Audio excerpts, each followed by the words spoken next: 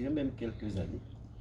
Et j'avais eu l'occasion de faire venir les services du département, de faire venir, je ne sais pas si la CNBT, j'avais un peu le sentiment que les choses n'avançaient pas, en tout cas pas au rythme que je voulais.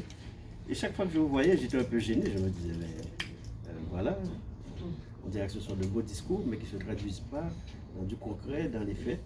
Et aujourd'hui, la très grande satisfaction, c'est que les choses puissent aboutir.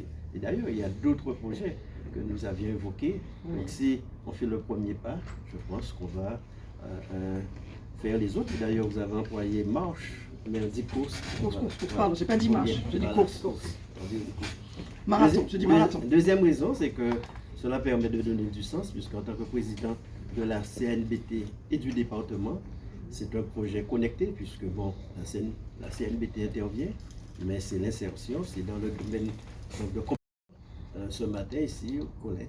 Troisième raison, c'est que j'ai entendu les porteurs de projet, la volonté donc, de créer, et c'est très important puisque je suis quelqu'un qui croit à l'activité économique. Quel que soit le pays, ce sont les entreprises qui créent la richesse. Vous allez voir les États-Unis, peut-être dominent le monde au niveau économique, mais c'est lié à la puissance de leur entreprise.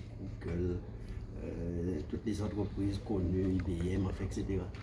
Et il est important pour nous d'avoir des entreprises performantes qui puissent assurer la richesse du pays et la création d'emplois.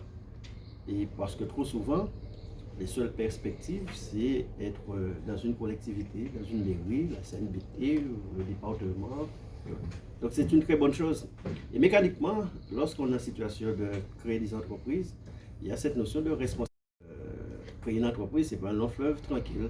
Il y a des difficultés noyantes. On se bat en permanence. Il faut que vous ayez conscience de cela, vous les futurs créateurs d'entreprises.